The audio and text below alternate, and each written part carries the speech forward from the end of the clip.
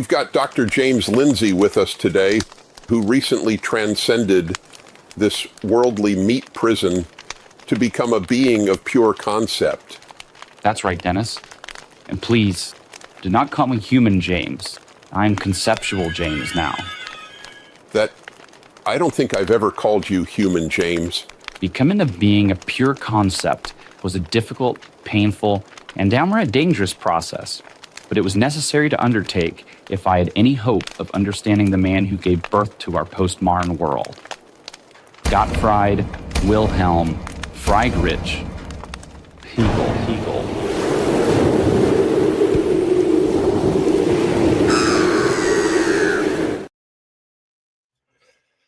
Yeah, I am told that that's a parody of an appearance by James Lindsay on Dennis Prager's show. I honestly have no idea how you're supposed to tell the difference, but yeah, I'm being told that that's not actually a real clip of the show.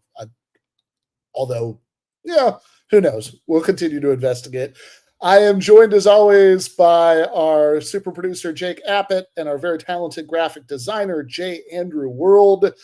My name is Ben Burgis. This is Give Them an Argument. We are going to be joined a little bit later by friend of the show and very frequent guest, Matt McManus, and brand new guest, Borna Radnik, who wrote a book about Hegel that I believe we should have a graphic for. It is called Freedom in Context, Time, History, and Necessity in Hegel.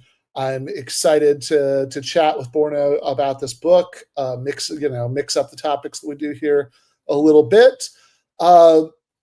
I should also say, look, he was no, as far as relatives of the world spirit go, he was no Hegel, but Pope Francis just passed away, and I have to say that actually makes me sadder than you might think as a atheist who doesn't even come from a Christian background. I was actually pretty fond of this Pope, and we have a clip that I think communicates some of the reasons why a little bit. At almost every turn in Pope Francis's trip to South America, his message: the world needs to pay attention to the poor. Y crece entre los pobres a costilla de los más pobres, de los más excluidos. All leading up to this bombshell in Bolivia. La ambición desenfrenada de dinero. An unfettered pursuit of money rules. That is the dung of the devil. Saying unbridled capitalism is the dung of the devil, searing language of social activism from the Holy Father as he spoke to a group of grassroots organizations. The Pope is not afraid to use strong language. He needs to get people's attention as Jesus did in a world full of noise and confusion. The pontiff also talking about new colonialism, the capitalistic world of free trade agreements and austerity measures that take from the poor and give to big multinational corporations. As the Pope moves on to his next stop, the message here well received, especially by those countries who've been governed by dictatorships in recent history. The response from the United States? Unclear. As for conservative Republicans, if the backlash from the Pope's recent letter on the environment is any indication, presidential hopefuls won't hold back. I don't get economic policy from my bishops or my cardinals or from my Pope. Jeb. Yeah, well, obviously, the Pope was ridiculously wrong on free trade, right? Him and Sean Fain are pro-Trump, obviously. Yeah, that's what I got out of that. There's basically no difference between Trump's position and Sean Fain and the Pope's position on that. Trump randomly imposing 30% tariffs on everywhere in the world with like no clear purpose or plan, and also simultaneously gutting the regulatory and welfare states and trying to get rid of the NLRB and collective bargaining for federal workers. It sounds like his concerns about trade are exactly the same as those two other guys. Yeah, I mean, look, I don't want to exaggerate. The Pope isn't socialist or anything, but man, he actually does seem to have taken that whole least among us thing pretty seriously. That bit about unfettered capitalism being the dung of the devil, there are all these lines where he he said things like about how, obviously the only way we could, given that we have capitalism, the only way we could have a decent society that people can live in is to have strong trade unions. He, just before he died, very strongly rebuked Vice President J.D. Vance on cruelty towards immigrants. Even after he got sick, apparently, like every day, he was calling the Catholic Church in Gaza to like check in with them, like personally. So yeah, I don't know. I'm gonna lose my I'm gonna lose my atheist union card here, but I like the Pope. I'm not Yeah. I think we could probably all agree here. This isn't based on some super comprehensive analysis, but I think if we can't team up with egalitarian strains within religious groups, right? That's a huge missed opportunity for the left, and I think a huge percentage of people that we want to organize in the working class, have spirituality, have religion. So, but we are going to take your card, Ben. Unfortunately, your new atheist card. Yeah, fair enough. I had to write a whole book about Christopher Hitchens just to get that card. It sucks. So we are going to transition from the Pope to Hegel by way of Karl Marx. We also have a big programming announcement coming up before we bring on Borna and Matt. But this is kind of in lieu of an opening argument tonight. This is a talk that I gave a while ago at the Hay Festival in the UK, the Institute of Art and Ideas, that's called Karl Marx Needs Better Critics. Oh, wait. We have the, Ben's song first. Got to stream. Debunk all of it. Logical analysis. You're going to show us how to argue that. Go. This is based on data from a bunch of different countries. There's abundant evidence that at this point. How to start this out. And I found myself thinking back to this picture that was posted about a year ago. This is James Lindsay. For anybody who's not familiar with him, that is a prominent conservative writer and speaker, somebody who goes around to state legislatures and testifies in support of bills about how they have to ban critical race theory from the public schools because it's a front for the spread of Marxist thought. And he took this picture of himself at Highgate Cemetery. That's Karl Marx's grave, supposedly peeing on it. Although I have to say, if you zoom in here, I'm not convinced. I think he's just posing in the right position. And if you think about the sort of core of somebody like Lindsay, who if you aren't familiar with him, and think, okay, well, why even talk about this guy at all? Is he just kind of a clown? And not entirely no, but on the other hand, is somebody who is a best-selling author, is somebody who has an actual impact on the political process. And the sort of critique of Marx and Marxism that you get from somebody like James Lindsay is that, there'll be references to the horrors of Stalinist regimes in the 20th century. There'll be some extremely strange readings of what Marx himself says, and then there are going to be claims that everything that he doesn't like is essentially a form of Marxism. That, for example, his bugbear critical race theory is essentially Marxism. If you just do a Control F for class and substituted race, and it's more or less the same thing. It's still talking about oppression and conflicts between groups.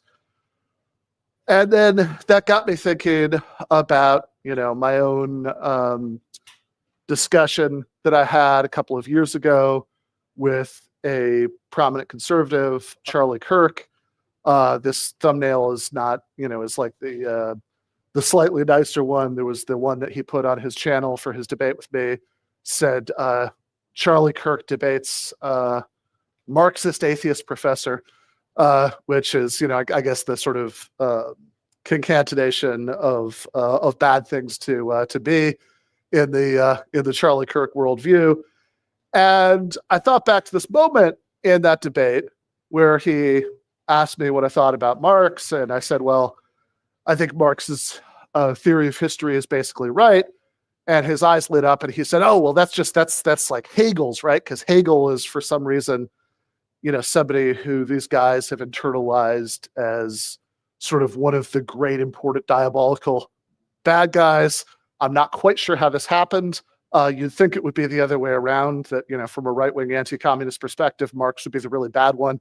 And the bad thing about Hegel would be leading to Marx, but somehow it's become the other way around. And I said, well, no, it's the opposite of Hegel's view of history. Hegel's an idealist, Marx is a materialist. And he said, oh, but Marx was the president of the Young Hegelians, which is a sort of odd claim to make. The Young Hegelians refers to sort of a philosophical current in mid-19th century Germany. I don't think they had membership cards or elected a president. But I think this is typical of a lot of conservative critique of Marxism. And, I haven't even been talking about the worst examples. This is probably bad form because, you go to see somebody's talk, you assume that they'll be talking about books perhaps that they've read and you haven't. And this is a confession about a book that I haven't read because I couldn't. But Mark Levin is a talk radio host in the United States who's, he was never quite at the level of Rush Limbaugh or Sean Hannity, but he was a major talk radio host for many years, at many hundreds of talk, AM radio stations around the country. You could hear him yelling into your ear every day for a couple hours. He wrote this best-selling book called American Marxism, and I was going to co-write a review of it with my friend Matt McManus, and I picked up a copy and I started to read it, and I couldn't, and I made excuses and put it off. I gave Mark Levin some more of my money by picking it up on Audible, because I found that sometimes in the past, when I can't get through something, I could force feed myself bad prose by listening to the audiobook. But Mark Levin reads the audiobook, so the effect is that he's screaming the book into your ear for several hours straight, and I just couldn't do that either. And eventually, after many months of excuses and delays, I had to tell Matt that he could just write it by himself, which is why his name is the only one on that article you see here. Matt, is raised Catholic and, is officially no longer, but I think he's got some residual tendency towards guilt and self-flagellation that leads him to impose these things on himself.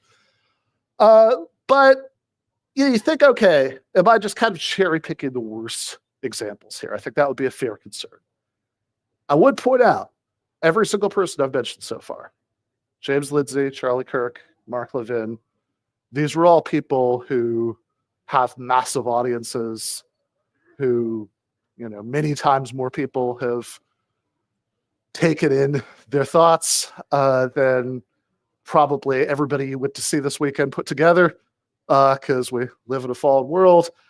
But, you might think, all right, they're not the more serious examples. Then I think, okay, well, how about somebody who has been talking a lot over the years about Marxism and the evils of Marxism?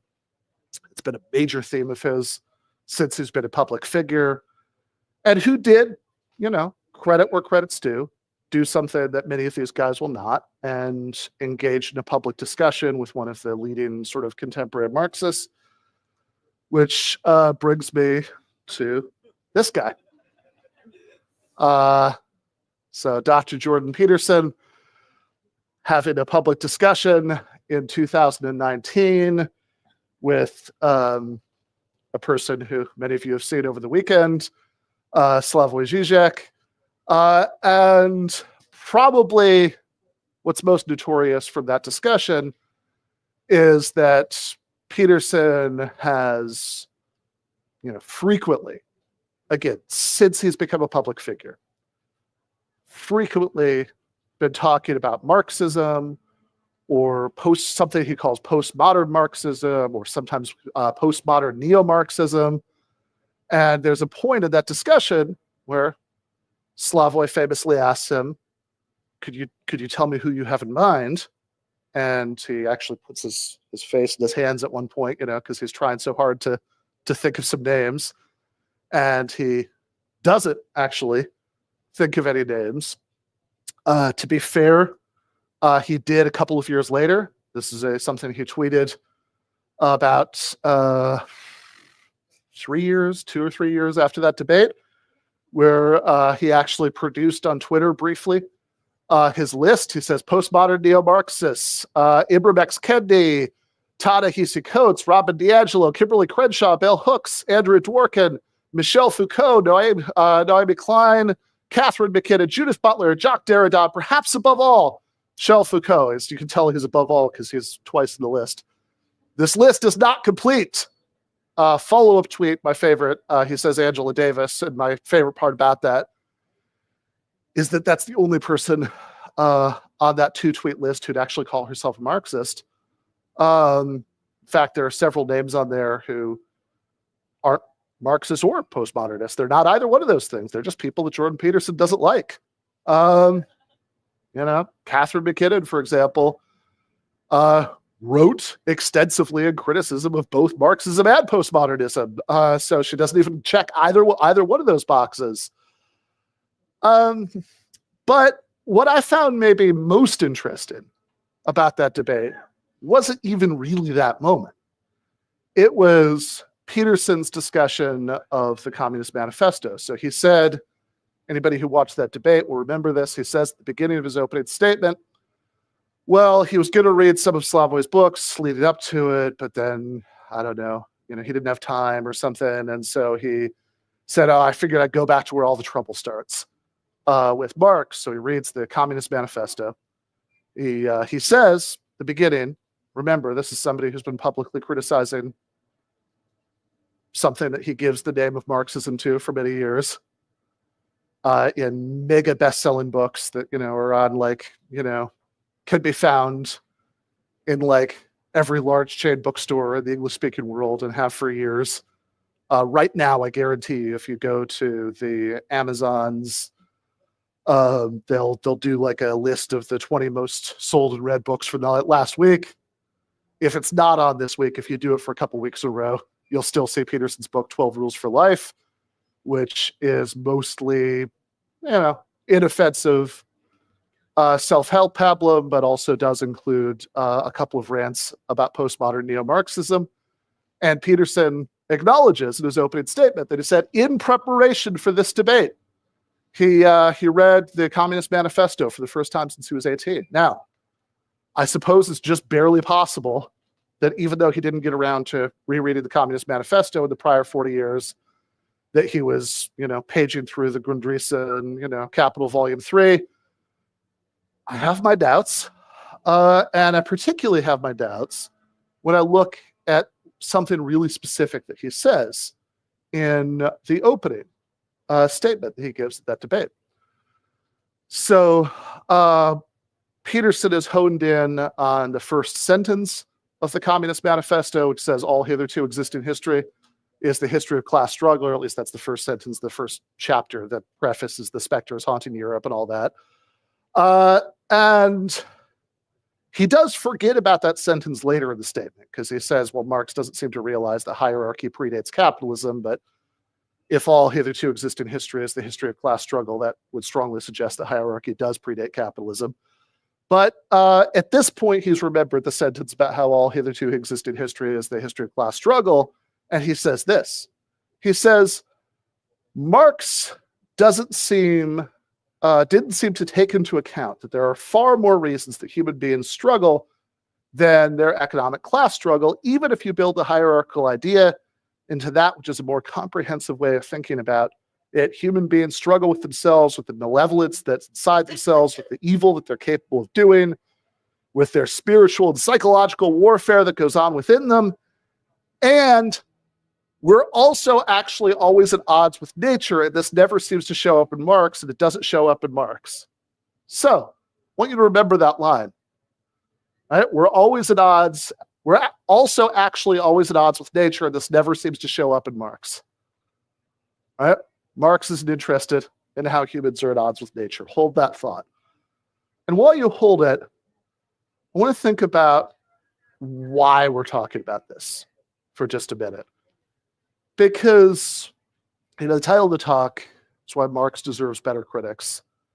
And I want to make this point in the most sort of ecumenical possible way, right? Regardless of your feelings about Marx and Marxism, why it would be better to have a higher caliber of criticism than you're getting either from the most prominent conservative writers and speakers and thinkers in the Western world right now, or from other sources that we'll probably discuss as the discussion goes on.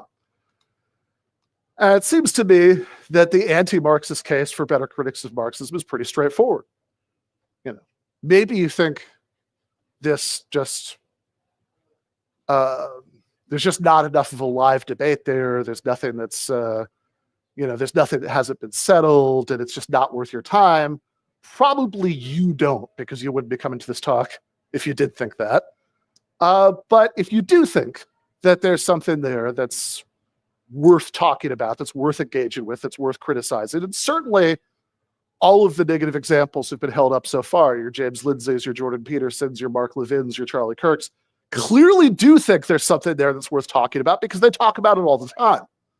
Well, if you think that, then, this is not a deep point, but I think it's worth making. You haven't really done much if you've just knocked down a straw man that you've constructed in your own imagination, that you should be making the best case possible, that you should be making sure that you're really engaging meaningfully with what Marx says, and you're thinking hard about it, and you actually kind of have come up with a case against it that is going to be serious and is going to matter because you want to show that it's wrong. Again, if you take it seriously enough to think it's worth criticizing at all, why wouldn't you want to do that?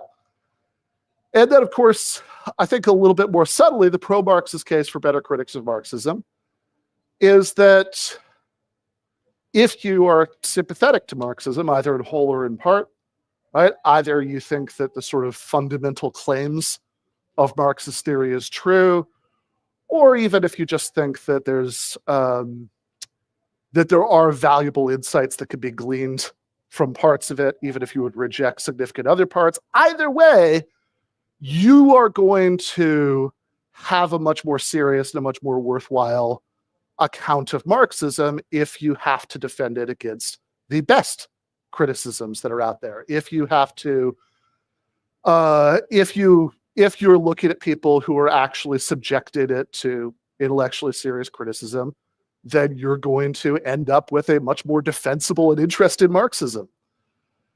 So with that in mind, I want to start thinking about some particular, or at least one particularly popular criticism of Marxism and how this can help us think about what would or wouldn't count as a serious critique.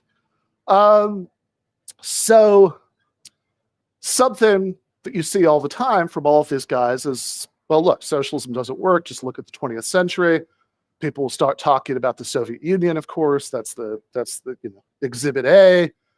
But very often, to try to make this a better argument, they'll say, well, look, every single time you guys have gotten what you wanted, it's always been a disaster. Look at the Soviet Union. Look at, People's Republic of China. Look at the Eastern European client states. Look at, sometimes they'll throw in Pol Pot's Cambodia, which is my favorite because that's almost an accounting error, transferring between columns in the Cold War, because the Cambodia was actually being backed by the United States for Cold War reasons against the Soviet Union after Vietnam invaded Cambodia to try to stop the killing fields. And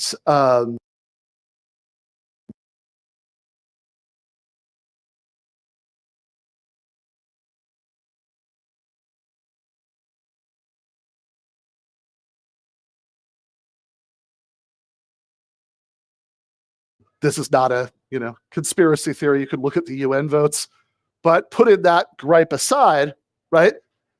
This argument, I think, has some aura of plausibility, and there are better and worse ways to respond to it. Probably the least interesting way to respond to it is to say, no, that's not socialism at all, right? That like real socialism would be popular democratic control of the means of production, workers control, workers democracy, something like that. And that's not socialism, so none of that is even relevant to anything that I'm saying. I'm not entirely unsympathetic to that response, but I think that it bogs you down in a really uninteresting semantic debate. Say, well, that depends on what your definition of socialism is. And my position on that is that I don't care. I'm bored the second that the conversation starts. I think that if you define socialism in a way that makes that count, very good. That's not the kind of socialism I would want. If you define it in a way that doesn't count, that's fine too. But I think a more substantive response is to point out that if the opponent's claim is that every attempt at a better sort of socialism, more like the kind that non-Stalinist radical socialists would tell you that they want, that does involve popular democratic control of the state and popular democratic control of the means of production, if what they're really saying is, well, every time that has been attempted, it's led to totalitarianism, that's a better and more interested argument. But it's not a very good argument for two reasons. The one that's less important for where we're going is that if you're talking about an attempt to implement socialist democracy and you're ending up with authoritarian state socialism a la the Soviet Union, at most, you've got an inference with the sample size of one. Because there was no point at which, the Maoist revolution in China, there was an attempt at creating socialist democracy that just turned into this.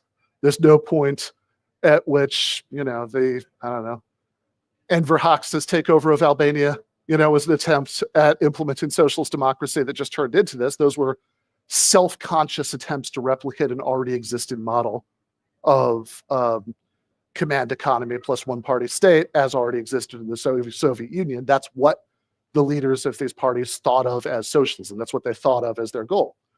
So depending on how you read the history of the Russian Revolution, you have maybe one example of an attempt to create a socialist democracy that degenerates into totalitarianism. And that's maybe because there's a lot of historical debate to be had about how serious the Bolsheviks ever were about that, etc.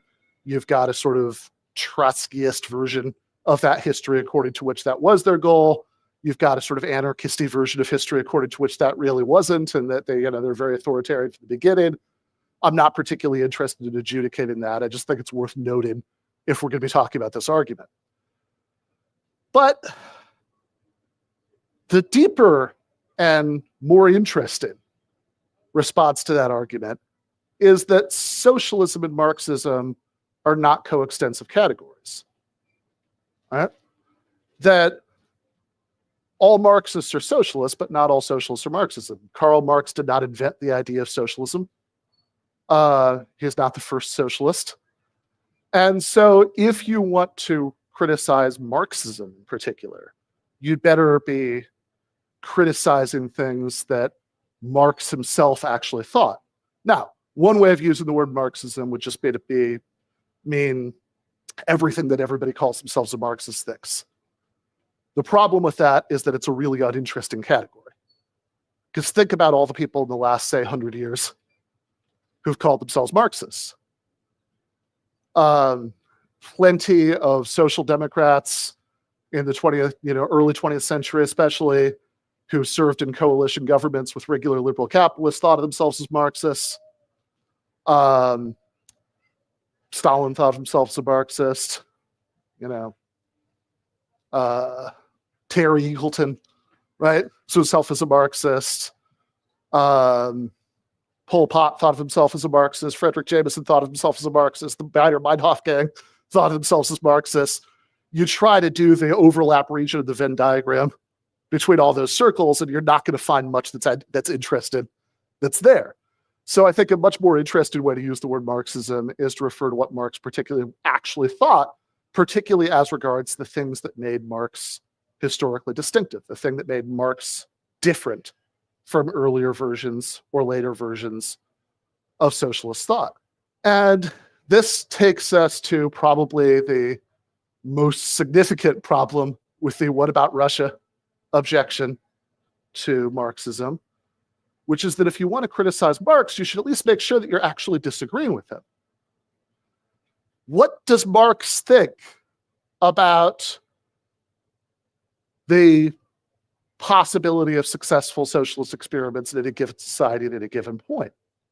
This is really important, and this takes us back to the quote from Dr. Peterson, where he says that Marx doesn't seem to be aware of or to be thinking about humanity's struggle with nature. That doesn't seem to be on his radar.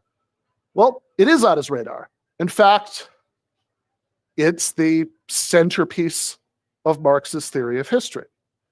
So historical materialism, the thing that Marx thought, is about the idea that what he calls the legal and political infrastructure of any given society, the system of laws, the way the political system works, is ultimately downstream of what Marx calls the relations of production. That's whether you have lords and peasants, masters and slaves, capitalists and workers, whatever the arrangement is in your society, what the relationship is between what he called the immediate producers and whoever is in charge of production in your society. And those relations of production are downstream from the level of development of what he calls the forces of production. The forces of production are, roughly speaking, this is Marx's way of talking about the capacity of a society to produce stuff. And crucially, one of the very most important differences between Marx's version of socialist theory and earlier kinds of socialist thought is that Marx doesn't think of capitalism as an avoidable moral mistake, right? Marx's conception of capitalism is not that this is this horrible wrong turn that, if only people at some earlier stage of history, if only some considerate time traveler had, given them some socialist pamphlets, they could have avoided all of this, right? If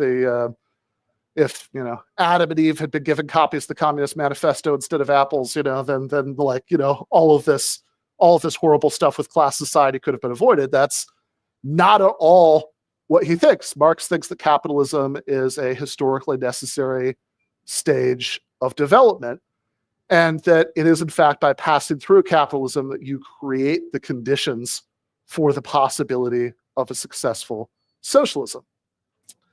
So something that, if you read this book, Unlearning Marx, by audience member in the back row, Steve Paxton, then something that he points out in there is that Marx actually wrote specifically about Russia.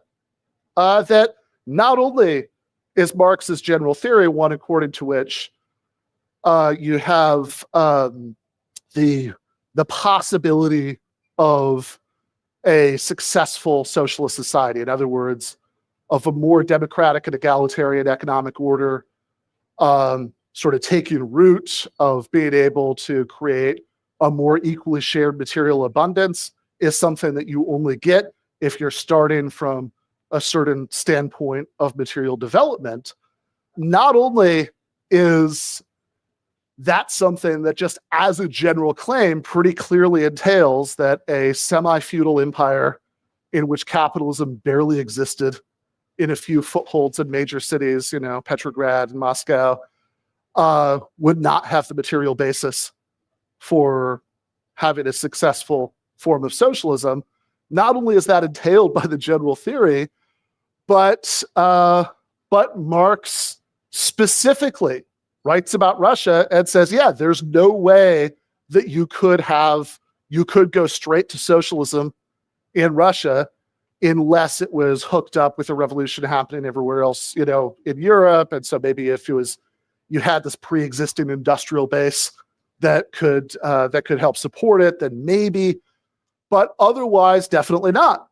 For reasons that the first major Russian Marxist, Gory Plekhanov, writes about. He says that if you have a non-industrialized country in which you attempt to go straight to socialism, you're going to end up not where you want to go, but with what he calls Incan industrialization. That, in other words, the process of forcing industrial development in those backward circumstances is going to lead you to have to actually regress to a more direct form of coercion, which was a good call. That's more or less what happened in Stalin's Russian in the 1930s. And this is something that even Lenin and Trotsky, in leading the Russian Revolution, believed themselves and wrote about extensively. They thought that they were rolling the dice on the possibility of a revolution that could start in Russia, extend to Europe, crucially Germany, and then the rest of the world, and that would take hold of the industrial machine that had already been built up by capitalism, and that's what would create the possibility of a more equally shared version of modernity. That anytime, the Marxist conception of what socialism is that you could have a version of high-tech modernity that was egalitarian and democratic, because fruits were shared in a different way than they could be under capitalism. Now, you can disagree with that for any number of respectable reasons. All right? You could think, for example, that that ecologically we actually need to degrow in order to stave off crisis, and so the kind of industrial development that Marx thinks that you need in order to have successful global socialism is not even desirable. Right? That's one view that plenty of people have. You could think that capitalism is fine and that we should just keep it up forever. Now, I'm not particularly sympathetic to either of those views. I don't think I'm, shocking anybody who came here when I said that. But I do want to make the point here that if somebody has actually carefully read this stuff and they want to make one of those arguments, then we can have an interested discussion. If all you want to do is to use Marx as a kind of bogeyman to talk about whatever your favorite fixations are, in order to provide a little sort of emotional juice for your political project by conjuring up the horrors of the 20th century, then, I guess best of luck to you. That might work out for you. You're not going to be making an interested argument that's going to convince anybody who's done the reading. And my God, wouldn't it be better if we did that? And there, I think we'll probably have to leave off.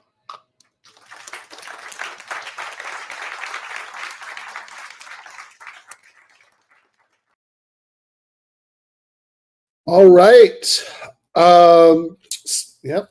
Sorry, that's my cat, Ash, doing his thing.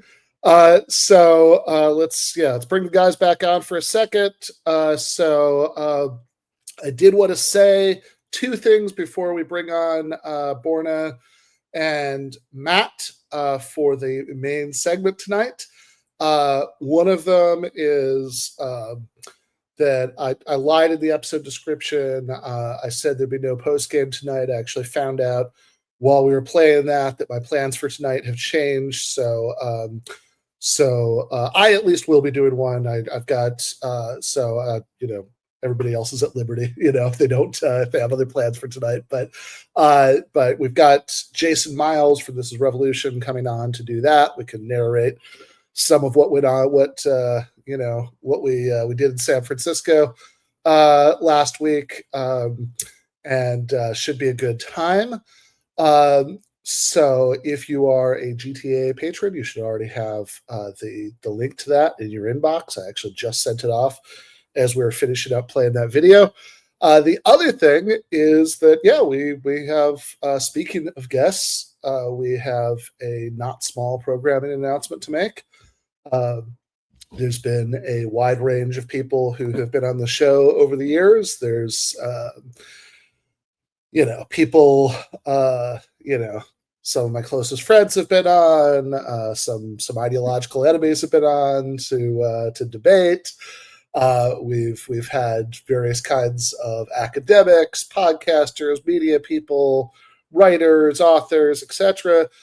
But none of them have been members of the U.S. Congress until next week, right? So we have Congressman Ro Khanna, D. California, coming on next Monday to talk about kind of what Democrats are doing wrong in response to Trump and the sort of very strange moment we're in, and what the sort of left and left adjacent people in power could do about it. And I'm sure we'll talk about stuff both that we agree about and disagree about. It should be interesting, but I'm fairly psyched about that. Yeah, that is exciting. I think they're obviously, Democrats are trying to find the Rogan of the left. So this is your big audition, Ben. Yes. Convince Ro that you are the guy. I'm the Rogan of the left. Okay. Yeah. And he can give us an argument. It is going to be like a whole, like, you just can't even imagine the training montage between now and next Monday to get to the point where I'm really jacked and also really high. Yeah, you're like, Congressman, I'm incredibly ripped. I don't know if you can tell. And he's like, that has nothing to do with anything. You're like, no, it's everything. I'm just picturing the montage from Rocky 3 with you and Jason running on the beach at the end. Yeah. Just, keep a picture of like Hassan Piker in your wallet and say, I'm going to, out physique him by the end of the week. Yeah, I think that should be an achievable goal. I really don't see why not. Yeah. All right. Let's. With that, I will see you guys. I believe that. I believe Jake at least is probably out for tonight. I'm not 100% on Andy, but I think I could stick around. Cool. So Andy, you will see a bit later tonight. But I will not. But meanwhile, we have one of the people who belongs to the first category of the kinds of guests that we often have that I listed off earlier, Matt McManus, coming on for his billionth GTAA appearance, and Borna Radnik coming on for his first GTAA appearance. Welcome, guys. Hello, welcome. Oh, hey, Borna. Hey, how's it going? So we have, we have Borna with us because he wrote this book about Hegel, freedom in context, time, history, and necessity in Hegel. And so I thought that, it might be good to just kind of, okay. So I guess before anything else, just sort of as a, lightning round, yes or no answer. Does A equal A? Yes and no. Okay, fair enough. I guess I was asking for that. All right. It's a dialectical answer also. Exactly. Yeah, that was well played. All right, so tell us about this book. Like what do you what's the project here? What are you trying to do? Yeah, well, this is the book version of my PhD thesis, which I finished back in 2023 in philosophy. I was studying at Kingston University the unfortunately soon to be closed Center for Research in Modern European Philosophy, which that's a whole other conversation. So this book is a version of my PhD thesis, and so the central argument of the book is essentially that the dominant readings of Hegel's political theory don't understand what Hegel is actually doing in his philosophy. And to properly try to understand what Hegel is getting at in his philosophy, we need to kind of have a systematic understanding of his understanding of freedom, both metaphysically and historically and temporally and of course politically and socially. And so the book is my attempt to kind of offer my copy's on the shelf somewhere. I should be waving it around. I just realized that this could actually be useful right now. So fortunately, it was close by. There you go. So the book is basically my attempt at doing that, and the central claim is basically that Hegel's idea of freedom is, as he also says, right, it is a historical achievement. It's both contextualized in history and it also simultaneously transcends history. Or another way of putting it, Hegel's idea of freedom is both universal. It's a kind of transhistorical, superhistorical category, but it expresses its universality through its particular historical modes, if you like, or expressions, or shapes, to use Hegel's own word. So I had a follow-up question to what you just said, and I figure for at least a little bit, Ben, if that's okay with you, you can probably ask questions. Go down. Perfect. So I've read a lot of versions of this book, and I should say I'm shamelessly biased since I blurbed it on the back, but I'm going to pretend like I don't know it just for the purposes of exposition and some of the arguments to make and engage in, a kind of naivete. So there are a lot of different readings of Hegel out there. And I once joked to you that you said, well, everyone else is reading Hegel wrong. And I pointed out that every reading of Hegel I have ever gone through, the author begins by saying, everyone else has read Hegel wrong, except me, of course, and I've read him correctly. And just to kind of give a sense of the panorama of this, Hegel's been read politically all across the political spectrum, right? There are many conservative readings of Hegel, some of which are quite prestigious. If you think about Michael Oakeshott's or Roger Scruton's reading, Gentile even offered a far-right reading of a certain kind of Hegel in his book, The Doctrine of Fascism, which I read not too long ago. Then there are all kinds of centrist and center-left readings of Hegel, people like Charles Taylor, people like Robert Brandom. Why is it that you think the best reading of Hegel is the left-wing reading of Hegel? And just to add a further qualifier, is the best reading of Hegel the left-wing reading because it's the one that seems the best reconstruction of his work? Or is this how Hegel actually interpreted his philosophy? Yeah, this is the what's the Richard Rorty line, right? That the left Hegelianism and right Hegelianism ultimately ended up resolving their differences in a seminar called the Battle of Stalingrad. Yeah. Well, I mean, it's first of all, you're right. I mean, even right after Hegel's death, as maybe some of your viewers might know, right? You had the young Hegelians or the left Hegelians kind of arguing with the more conservative theological, religious, right-wing Hegelians in Prussia at the time, right? And of course, the left Hegelians included Feuerbach and Marx and Engels and so on. And the beauty of Hegel's philosophy is that you can find textual evidence for all those positions you just mentioned, right? So I've read really good right-wing Hegelian scholarship that's been informative, interesting, challenging. I've disagreed with some of their positions and their overall approach, but the frustrating thing about Hegel as a thinker is that, much like a lot of great thinkers, there's so much there that and his philosophy isn't at all, let's say, obvious to the first time reader, and so you get different versions of Hegel's, let's say, philosophy for different political positions, let's say. However, having said that, and this is what I tried to do in the book a little bit, and others have done it before me too. I'm not the first person to do this.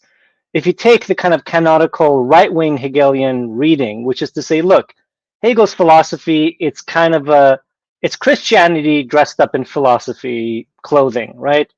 Hegel was a religious guy, and his philosophy is essentially an attempt to save Christianity, an attempt to kind of give a rational explanation of and defense of Christianity as a religion. And you have a lot of more theological and religious readers of Hegel who have traditionally been associated with the right-wing Hegelian tradition, kind of give that reading. And again, like I was saying before, you find textual evidence in Hegel for that position, right?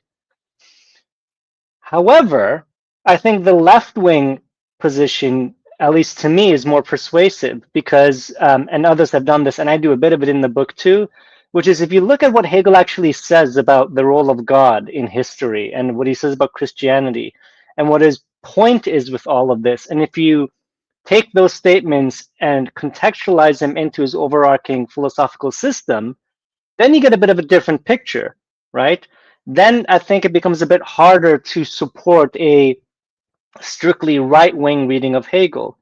Because the question would be, what do we mean when we say Hegel is right-wing or was right-wing? What does that actually really mean? Do we mean that he was a defender of the Prussian state of the 1820s? Do we mean that he just had reactionary views throughout his life? Well, if you read a biography of Hegel, you'll see that he supported every single revolution that he saw in his lifetime, including the French Revolution, the July Revolution. He also had read about the Haitian Revolution, and he comments on the Haitian Revolution in a lecture. And he says that those people are actually fighting for their freedom. So personally, I think that if you take a really rigorous overview of Hegel's entire corpus and his entire work, you take these more kind of conservative statements in that context, you get a very different picture of Hegel that kind of supports a more, I wouldn't even say liberal, but a more kind of progressive, emancipatory thinker, right? But Hegel himself as a person doesn't neatly fit into the left or right categories. And so to answer the last part of your question or your second question, I think with all philosophy and with Hegel as well, that a good reading of a thinker isn't so much that you can give an accurate reconstruction of their thought necessarily, right? It's what you can do with the ideas. So someone like Zizek will say, and others have kind of said this too, and I kind of try to do the same thing in the book, it's about being more Hegelian than Hegel himself, right? And so Zizek will often say, that you can understand the Marx-Hegel relationship by realizing that Hegel didn't really live to see the full-blown industrial revolution. He died in 1831. And so by the time Marx is writing Capital and he's analyzing the capitalist mode of production, he's looking at the factories and the workers and so on, Marx is able to really appreciate the contradictions in Capital that Hegel wasn't able to see. And Hegel writes about capitalism, and he has critical things to say about it. He even talks about alienation and the intensive labor that the worker engages in. But Hegel himself, and I'm just repeating something that Zizek says, and I think he's right about this, which is that Hegel in some ways wasn't able to really fully appreciate the contradictory logic of capitalism. And so when Marx comes along, you can read the Hegel-Marx relationship as Marx, in some sense, continuing or extending the kind of Hegelian dialectical project of understanding contradictions in the world, right? And that's sort of an attempt that I try to do in the book a little bit too, is I try to go in that direction. So first off, I just want to say, Matt Gilbert, that is a fantastic joke. Definitely for a select audience, but a very, very good joke about Schopenhauer. So I just wanted to push back a little bit for the sake of the argument part to give them an argument. And then maybe we can move on to something that's a little bit more I suppose political and philosophical than just how to interpret a text. But say I would push back a little bit and was to say, okay, but you're saying that it's useful to kind of approach philosophy from the standpoint of our own kind of issues. But I actually say that the important thing is to get a thinker right. And the right reading of Hegel is as the conservative Hegel. And indeed, that seems to be the epicenter of his philosophy, which is not about emancipation or freedom. But certainly by the time you get to the philosophy of reconciliation, this is the argument, by the way, Roger Scruton makes. So it's It's not central to me. So Scruton makes the argument, look, history is going to be characterized by entropy, change. We all know and appreciate that. But fundamentally, what Hegel is saying the task of philosophy is not to project change or to say this is what you must do. Instead, it is to reconcile you to the ethics of your time, whatever that might happen to be. And philosophy can do no more than that. That's what we learn in the philosophy of right, where he says the honorable Minerva only arise at dusk.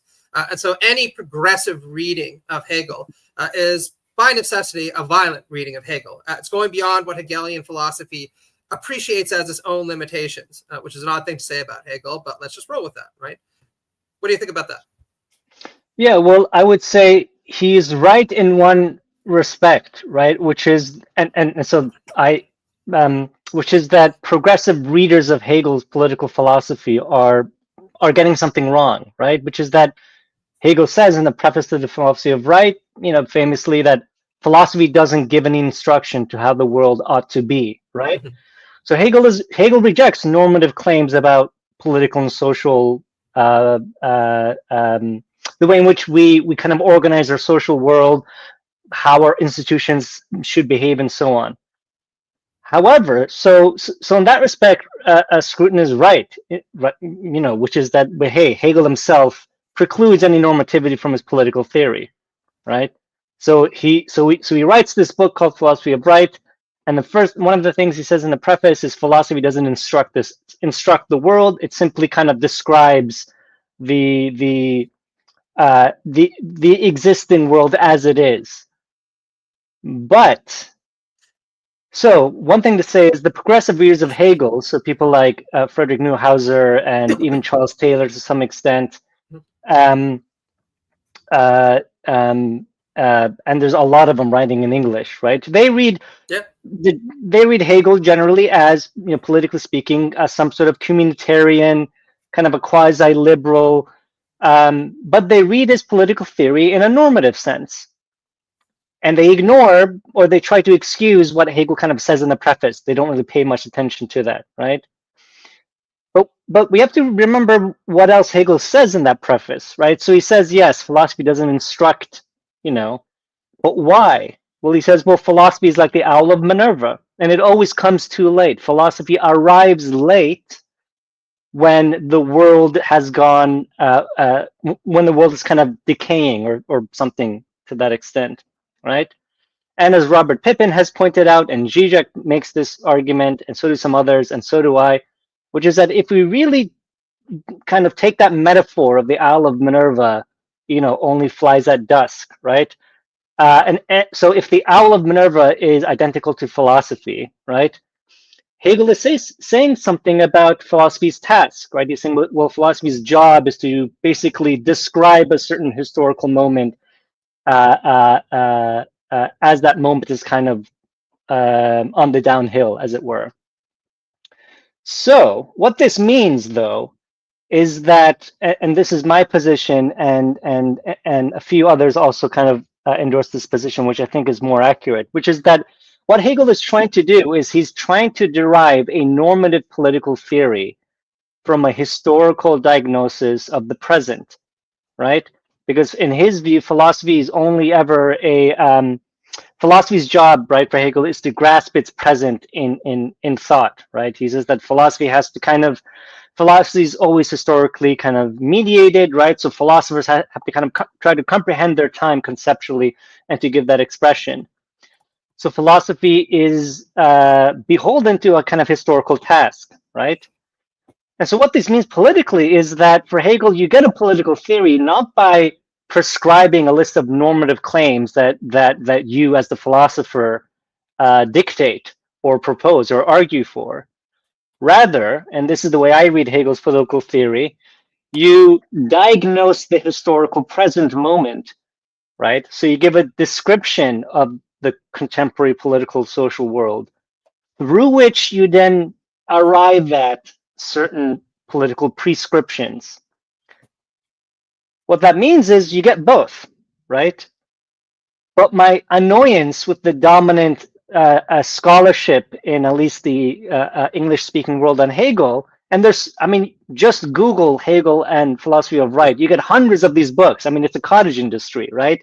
The majority of them for the last 25, 30 years simply give you a normative reading of Hegel for the most part. Now it's starting to shift a little bit. But what I try to do, in the book is to essentially my view is to agree with Roger Scruton in that respect. But then if you kind of read Hegel in this way, where you get both the prescriptive political theory stuff through a kind of retrospective diagnosis of the present, what this means is that Hegel's philosophy doesn't simply endorse or advocate or justify the status quo, right? It does something more radical. And Marx knew this, by the way. Marx I think it's in the post-phase 2 edition of Capital, you know, that famous line where Marx is saying, you know, once you grasp dialectics in its rational form, you realize that dialectics, says Marx, how does he put it? Dialectics is both the positive affirmation of the status quo, I'm paraphrasing Marx, and it's the negation of that status quo, right? And this is exactly the point. So Marx understood this about Hegel's dialectical method, according to Marx, right? And I think Marx is entirely right about this. And so the issue is most readers of Hegel, they choose one or the other. You know, I mean, Hegel was painted as a conservative Prussian by the time he writes the philosophy of right. Why? Because he talks about monarchy in that book, and he talks about some other reactionary forms of politics, right? Or people view him as a kind of communitarian liberal type, right? But both positions, I claim, kind of miss what's really going on, right? Which is that you have to apply Hegel's own standards to his own philosophy. Yeah, I tend to agree with that. One of the things that I point out in the very short section on Hegel in my book On the Right is that what all these authors miss in trying to effect a reconciliatory reading of Hegel's philosophy by insisting on appreciating the necessity of the time that we're in is, of course, this continuous stress on the fact that, yeah, well, once you recognize the necessity of what is, you also recognize how it's historical and consequently contingent, right?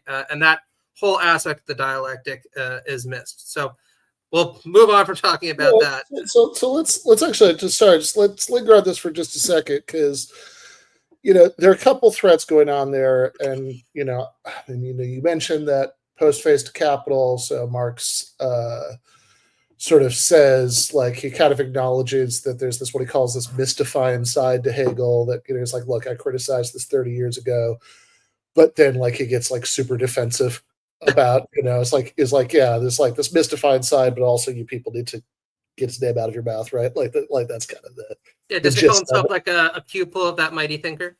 Yeah, exactly right. It's so he sort of talks about all these like little petty intellects who want to dismiss Hegel as like a dead dog. He doesn't like that, right? Either.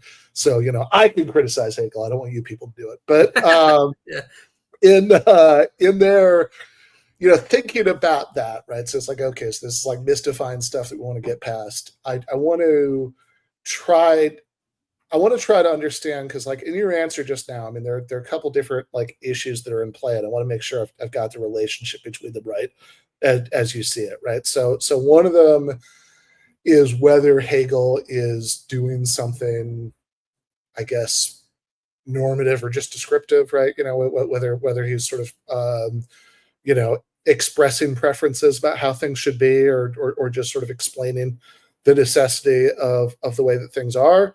And like how it necessarily, in the sense of, because I mean, like, one thing you might mean is that by the necessity of how things are is like why it's like necessarily good that things are this way, right? Which would get you into like, okay, now you see where the conservatism comes in, because like, but if you just mean it's like, no, literally this is just a descriptive project, there's nothing normative going on here, there are no shoulds going on here, then it's like, look, that's certainly bad for like lefty readings of Hegel's political philosophy, but it's like equally bad for conservative ones, because it's like that's still like, don't change anything is still a should, right? Like that's still a normative preference, right?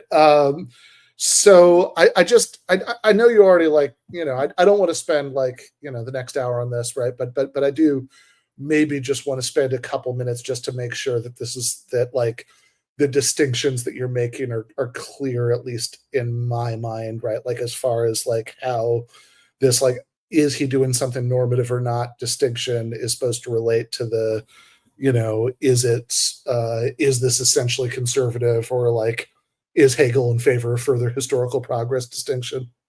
And I have a follow-up to that, but go ahead.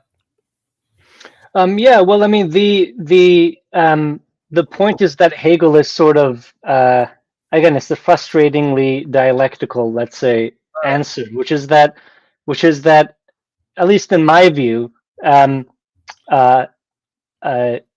if the question is how do we read Hegel's political theory or his politics, right? Does he offer normative prescriptions, or is he just doing kind of a philosophical description of the social makeup of the time, which would be 1820s Prussia. And so if you look at the descriptive claim first, or the charge of Hegel being a because if Hegel is just describing 1820s Prussia, then, and this is the criticism, then he's just some like reactionary conservative who was stamping out, because at the time you had a lot of kind of liberals being censored and so on in Prussia. People weren't able to kind of speak out for other forms of government and so on. So if we think that Hegel's view or Hegel's political position through his philosophy is some sort of justification of that or endorsement of that, then again, I mean, his philosophy of right, and there's good scholarship on this that shows that that is not the case. Because in the book, in the philosophy of right, Hegel talks about everything from a more balanced judiciary system to different corporations, to different sort of rights that didn't really fully exist in Prussia at the time, right? So the claim that his philosophy of right, his political theory, is simply an endorsement of the existing status quo of the time is empirically and textually false. I mean, there's that's been disproven, right? And so the other position is the again, like I said, the more dominant reading these days, which is to just kind of read, you just read Hegel's political theory and you treat it as a series of normative claims, right? You treat it as Hegel giving preferences, giving instruction to the sort of society he thinks is sort of the good life, as it were, if you want to think about it that way. The best kind of political and social makeup for Hegel is the kind of monarchy that he points to in the philosophy of right, and so on and so forth.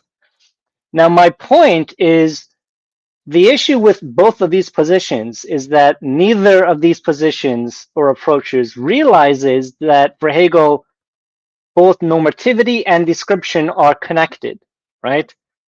Meaning, in order to do any kind of normative political or philosophical pontificating, if you like, you need, at least in Hegel's mind, you need to be able to have a accurate philosophical grasp of the contemporary moment in history.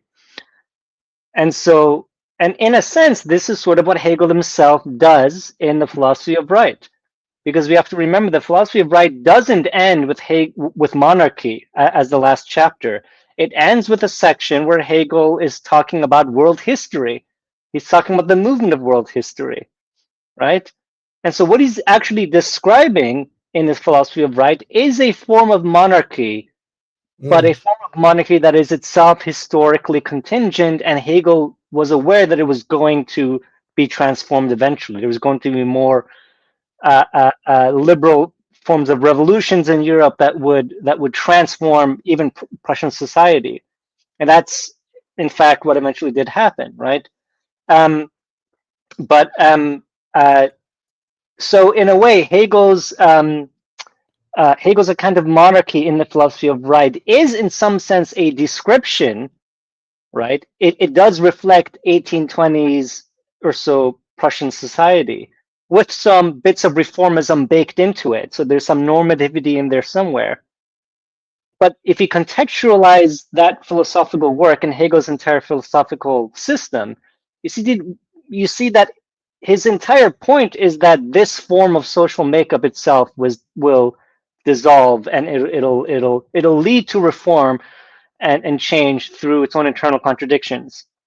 But he himself didn't come out and say it, because of course he was afraid of all the censors, and Domenico Lacerdo makes this point that it isn't so much that there was a secret kind of liberal Hegel hiding behind the shadows, but it's true that Prussian society at the time was really censorious, and it wasn't easy for these people to be able to speak out in kind of radical ways. Yeah, European society as a whole actually was going through the Metternician era, right? So it was not a good time to be a liberal, let alone a radical in any way, shape, or form. Okay, so I wanted to follow up with an ontological question and then move on to talk about normativity in Marx more directly, since I know Ben occasionally has things to say about that. So one of the more cogent critiques of Hegel, going all the way back, of course, to Marx, is that he is an idealist, and that there's something intrinsically or inherently reactionary about idealism. Now, Lenin and Trotsky both make clear that you'd much rather be an intelligent idealist than a vulgar materialist. But take somebody like Terry Eagleton, right? He makes this point in his book on ideology, where he says, idealism always has propensity, even starting well, to become reactionary. Because if all that you focus on is thought, inevitably what you end up doing is reifying the world as it is, to try to contemplate it, and you don't actually recognize the kind of fungibility of the world that comes from taking a materialist standpoint. And you also don't recognize the fundamental capacity of human agency to change the world, because you're too focused, again, on comprehension, not enough on praxis. Now, I know there are a lot of good Hegelian answers to this, including the answers that you give to those questions in this book. But I'm wondering if you could elaborate how you think we should, a sharp reader of Hegel would respond to these classic materialist criticisms. Right. Well, I mean, the first thing I would say, and this is kind of a boring kind of pedantic academic answer, but I think it's important, right? Which is how are we defining this term idealism, and how are we defining materialism, right? What do these words mean? I mean, I would want to kind of have a working definition of both, because yes, Hegel himself. So that would be one thing to say, but we don't have to necessarily go there at the moment. I wouldn't mind. If you want to. I mean, well. I mean, if you want to, we can. So how do you? So if we can define maybe very quickly both idealism and materialism, just so we can get some clarity here. Well, I mean, look, I mean, one way into this, because obviously those are both very flexible words, right? I mean, like there are lots of different ways of using both of them, and I mean, my own bias here is there are lots of people for whom this distinction is really important because they think of themselves as hardcore Marxists who mean things about them that are just kind of nonsensical, like if you think that beliefs and desires, mental states have any sort of role in causing things to happen, that in history, that's idealism, which is just okay, well, if that's idealism, obviously everybody should be an idealist. It's not an interesting question, right?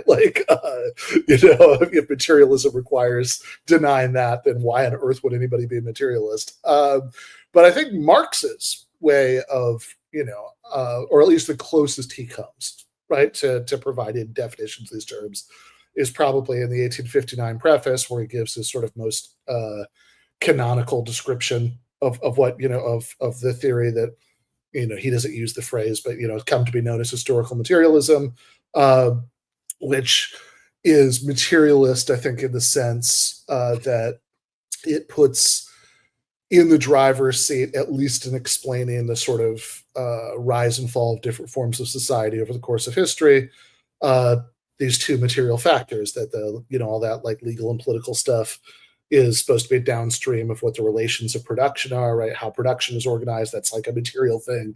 And then that itself is, in some sense, is downstream of the level of development of the forces of production, right? That's a material thing.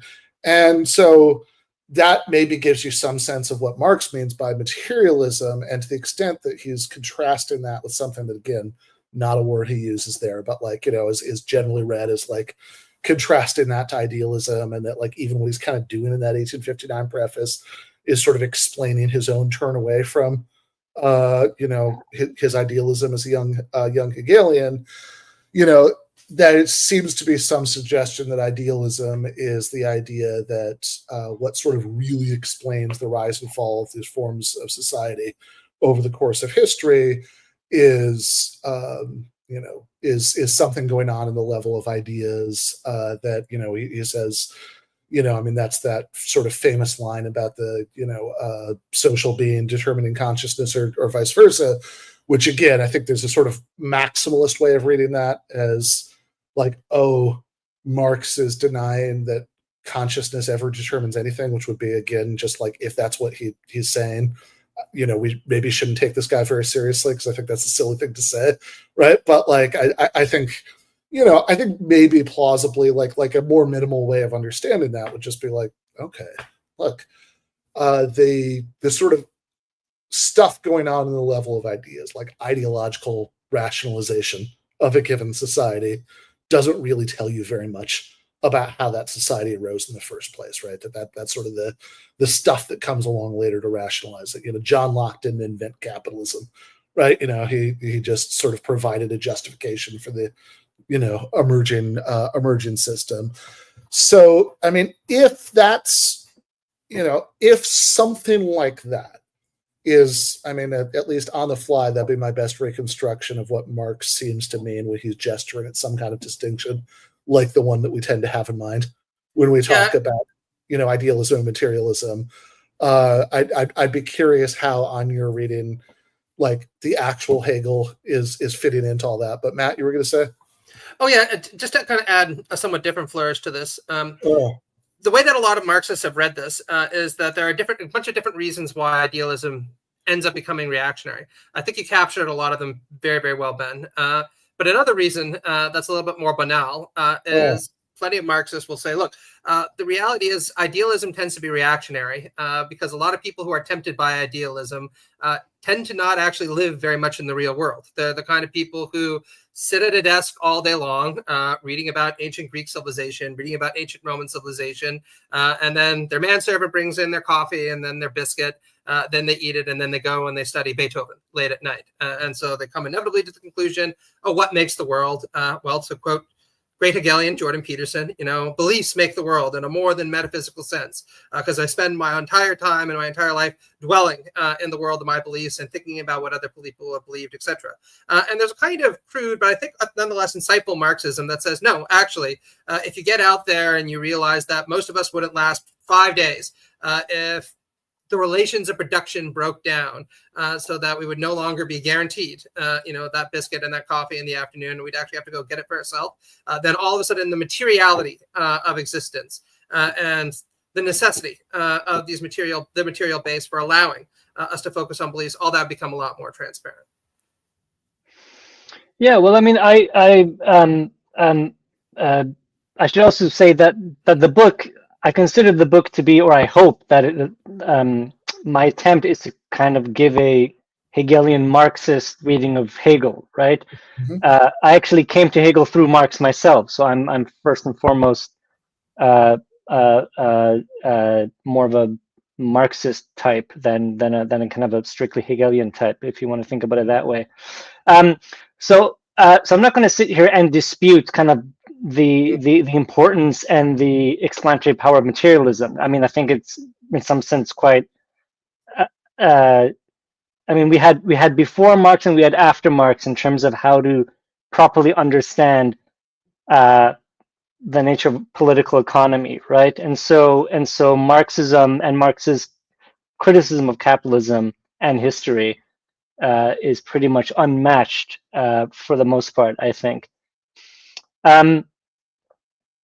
However, that said, I think because Hegel points something out, which and I'll see if I can do it justice. Which he says, look, so in the Science of Logic, there's one point where he says something like, all philosophy at its core is idealism. Mhm. And by that, he means that insofar as philosophy uses concepts, and concepts are ideas essentially, right? They're not necessarily. I mean, conceptual thinking presupposes the concepts. And so Hegel says even the realist or even the materialist is at base, at the core presupposes conceptual distinctions. So even someone like Marx or even someone like Terry Eagleton, who makes these remarks against idealism or remarks against other kind of more ideologically suspicious philosophical positions, according to Hegel, if you're using concepts, you have an idealism working within you on some level, right? And so he says the distinction between idealism and realism is not really a distinction. They're not really in opposition for Hegel, because concepts like matter or atom, or Hegel was thinking about the kind of materialism of the ancient Greeks, right? So like the atomistic thinkers, for example. And his point is that, well, they presuppose a working understanding of, say, matter or atom as a concept, right? And so his argument is that, insofar as we're talking about philosophy, right, all philosophical positions, because the philosophy and thinking itself for Hegel is conceptual thinking. There's no such thing as thinking without concepts, right? Hegel jokes in a letter to his friend once. You he say says that something. Charlie Kirk would beg to differ if he were here. Sure, but Hegel makes a remark. He says, those who think that thinking and conceptual thinking are different, he says it's like saying chewing and eating are two different things, right? This is kind of Hegel's point, when you're eating, you are chewing. When you're thinking, you're conceptualizing. That's Hegel's view. So the kind of Hegel in response to that would be, well, it would be a question for the materialist or for the other position, which is that, well, again, if you give a definition of materialism, if you're defining it in some way, if you're using concepts, at least on Hegel's view, you are in some sense relying on conceptual processes. You're using concepts as a way of explaining something. Thereby, you're kind of using some sort of idealistic philosophical framework in Hegel's view, right? What this means is that this kind of opposition isn't, the opposition between materialism and idealism isn't so strong. And of course, there are people like Zizek and others who have tried to do like a materialist reading of Hegel in different ways, and with different results, right? But there are because again, if we talked about materialism, but let me just quickly say something about idealism, right? If idealism means something like the entire world is just made up of ideas or something along those lines, just God thinking himself or something like that. Right. Hegel mocks that kind of thinking, first of all, because Hegel's what Hegel calls the idea is for him when the concept is in agreement with reality. Or another way he puts it is that the idea is when the concept is actualizes itself, externalizes itself in objectivity, in objective concrete existence, right? So if that is an idea, so idealism in Hegel's view isn't simply ideas that we have or beliefs that we have. It's something much more, let's say, broader, which is that at least what he calls the absolute idea is in some sense realizing itself, manifesting itself in the material world. Now, how does it do this? Well, it's through human activity, right? It's through human struggle and history and so on. And so so it's not, there's this, there's a danger in trying to kind of understand what Hegel is trying to get at, because you might think, oh, this is just weird mystic nonsense. Like, what is he talking about? And Hegel did his best to counter that kind of attempt, that kind of reading of his thought, right? So at one point he says something like, our minds and reality are identical, not because we create the world with our minds or anything ridiculous like this, but he says something like, the rational structure of our minds is analogous to the structure of how the world unfolds, right?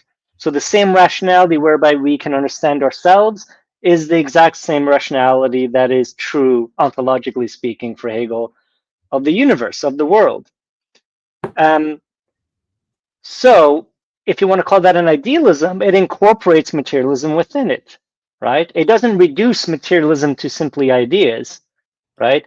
It tries to get at the real world. I mean, the irony is people like Kant and Hegel, I mean, you read the Critique of Pure Reason, and by the end of it, Kant is just saying, yeah, tables and chairs exist. People exist. Don't worry. Like, your experience is fine. And you go, oh, great.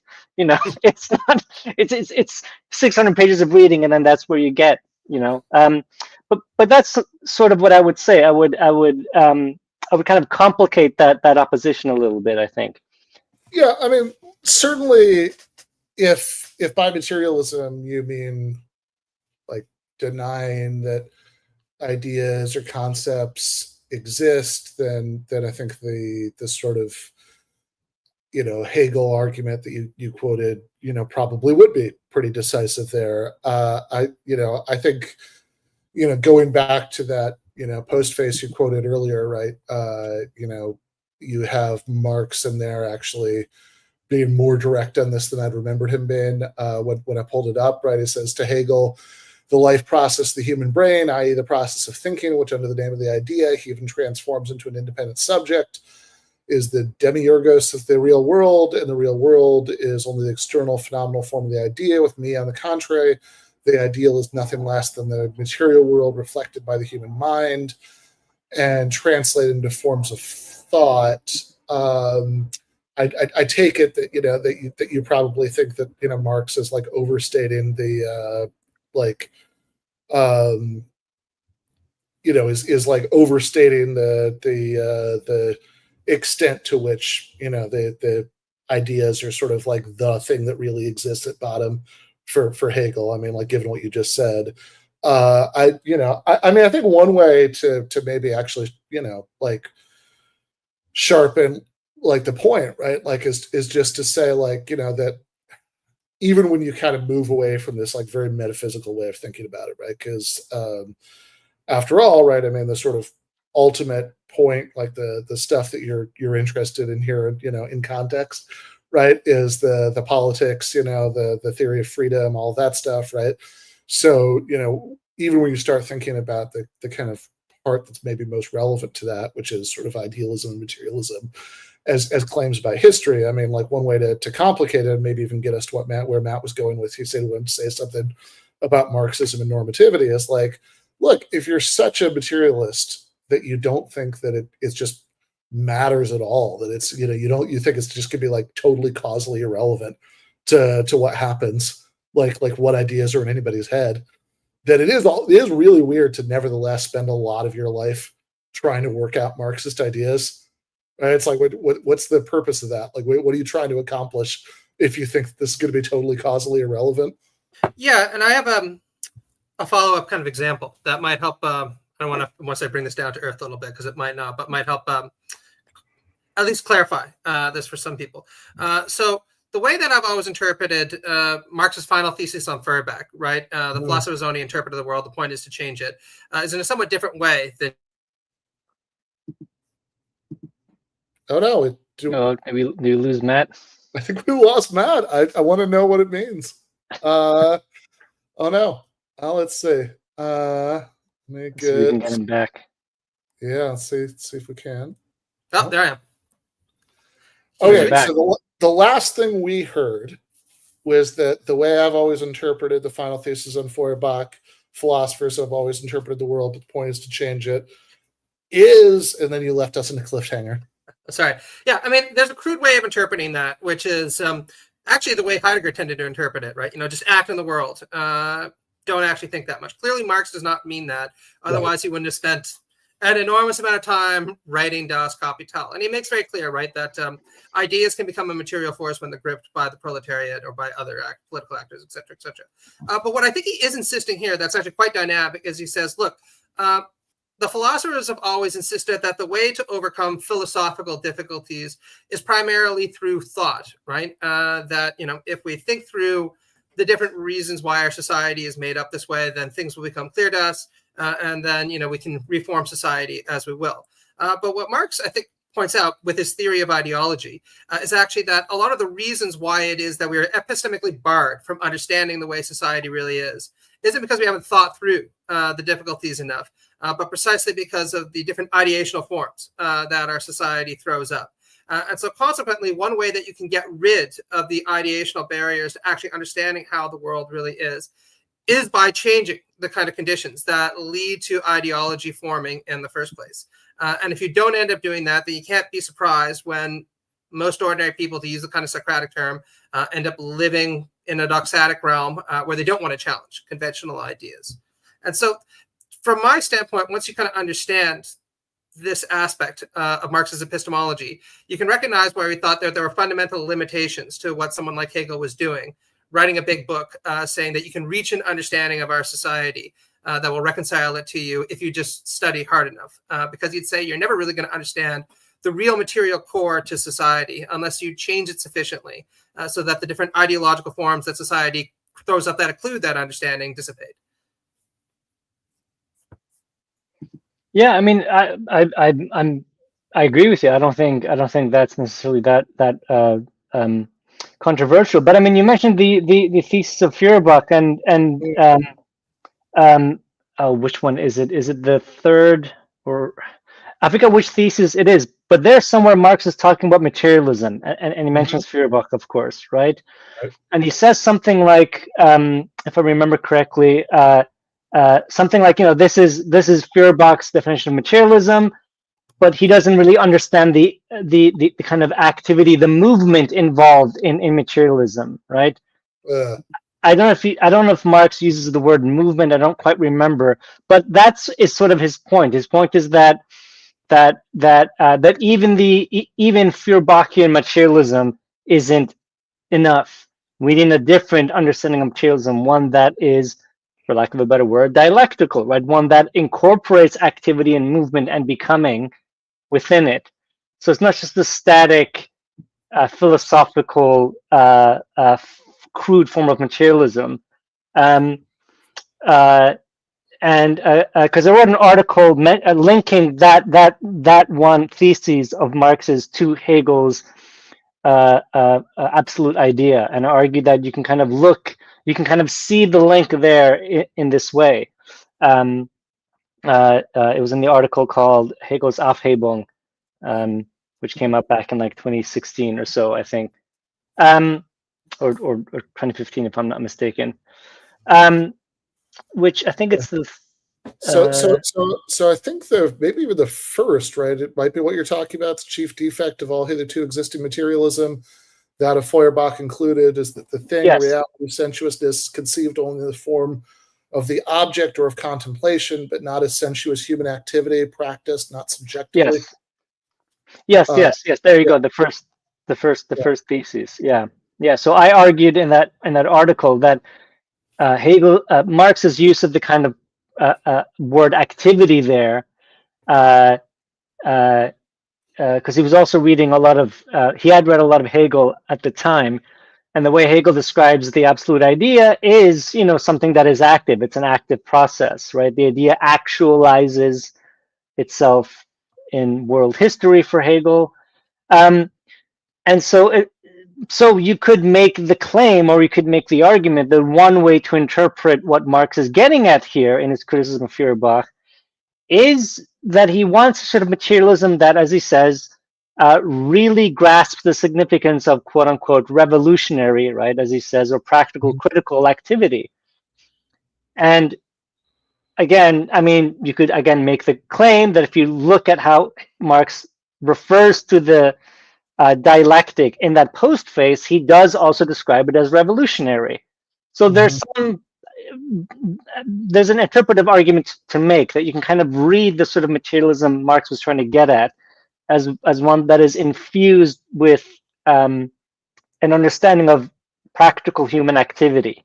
And what leads him to kind of be able to advance a sort of materialism that does that is through taking Hegel's dialectical method, right, applying it to political economy, applying it to different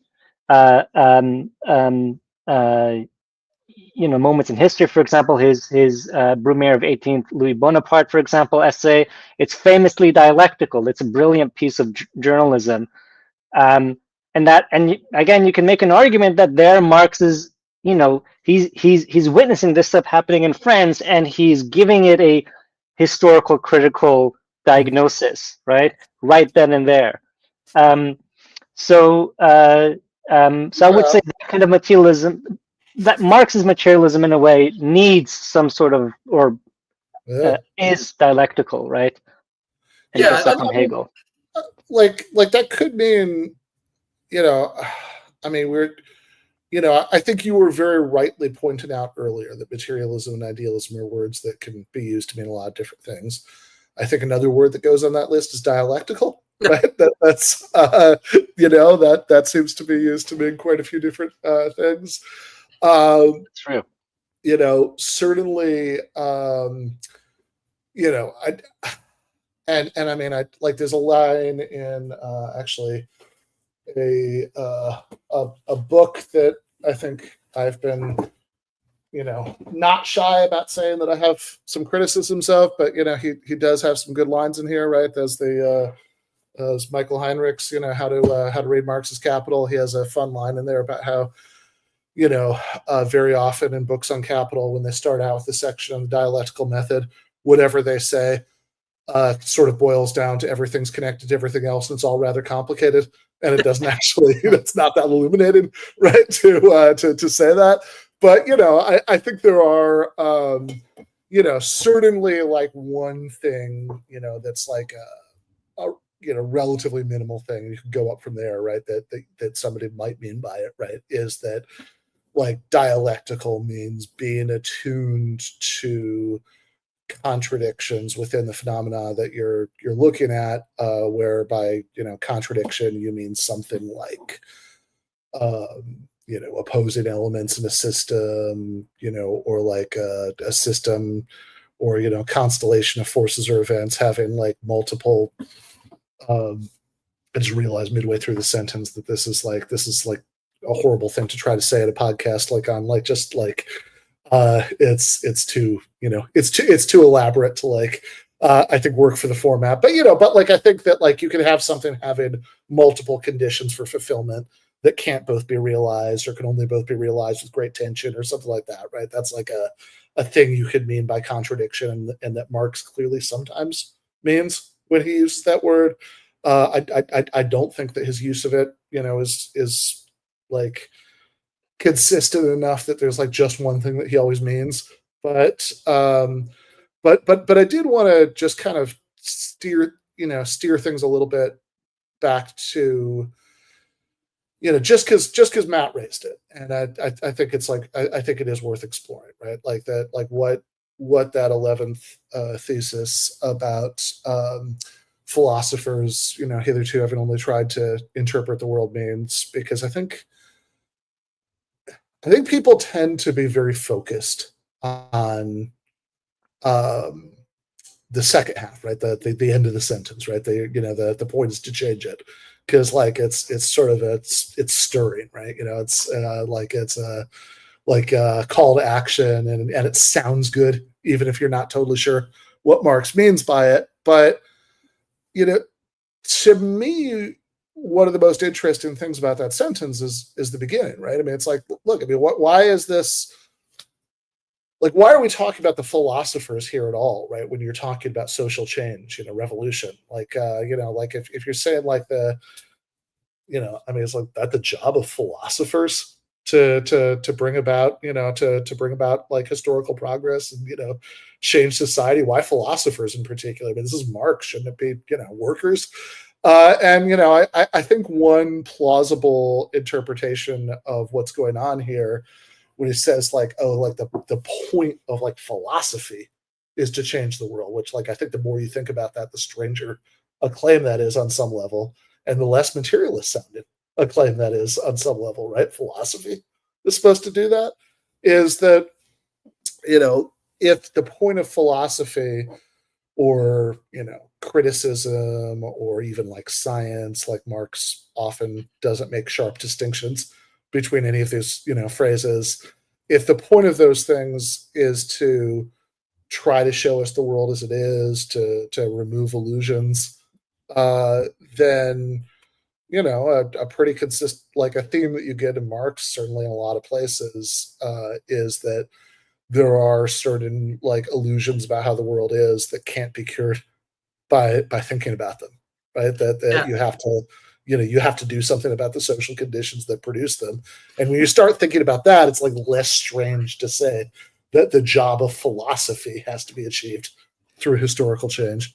Yeah, that's exactly the way that I kind of read that passage. So let's just kind of juxtapose two different phenomena, right? If you were to go back to ancient Greeks, Marx would say, you'd counter Socrates, he'd be in Athens, he'd be railing against doxa, telling people that they need to think for themselves, question everything, and especially question the gods of the city, and probably their elders also. All that'll be good. And without a doubt, Marx would say, all's well to do that.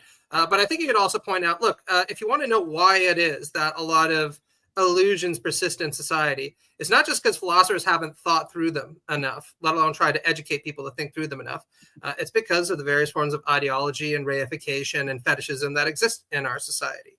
So just to give, one example, if you want to get rid of the fetishism of the commodities that leads people to value Gucci bags over the environment or over water, you can't do that by just pointing out to them consistently, well, don't you actually realize that the real use of water is a lot higher than that of Gucci bags? And, we should try to be more rational in things. Because most people will treat that as an absurd claim, because they'll say, well, no, the reality is this Gucci bag is worth $1,000. And if I have it on me, people are going to treat me very differently and probably better than if I'm just carrying around any old bottle of water. And they're right. And it's because this form of fetishism is thrown up by society. So fundamentally, to get rid of it and apprehend the social world more directly, you need to change the conditions around you so that these kind of illusions aren't thrown up as constantly as they are right now. Yeah, I mean, it's curious because it's I think that Marx was actually at the time wanting a sort of philosophical, or let's say, theoretical, for lack of a better word, ground for revolutionary activity, right?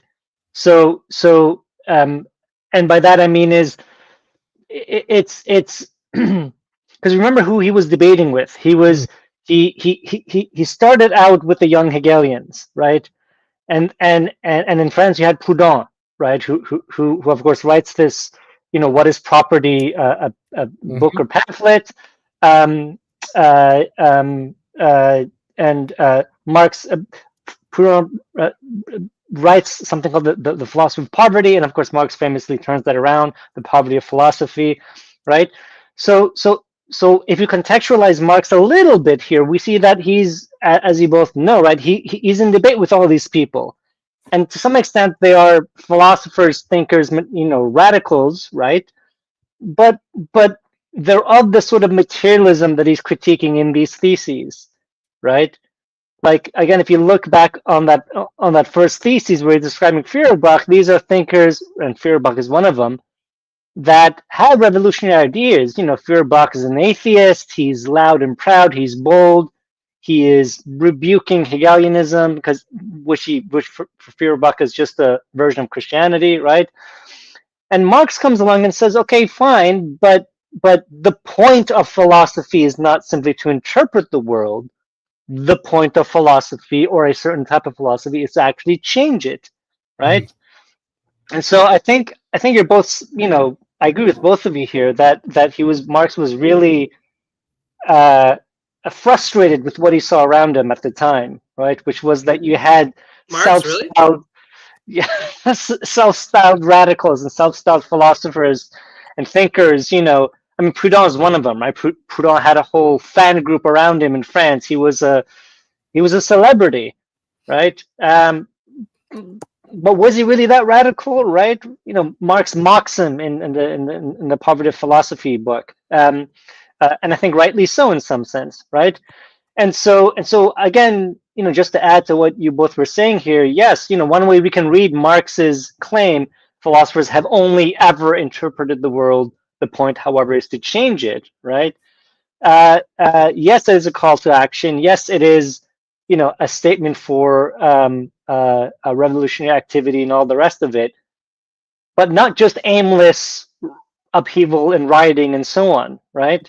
Because remember, Marx was aware that French Revolution erupted and it failed for a lot of different reasons, and so I think just to kind of I agree with both of you here.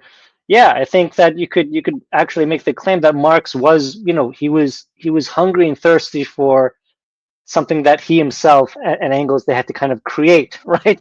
Which was a proper historical and materialist, theoretical, philosophical, if you want to put it that way, explanation for how and why revolutions occur and how and why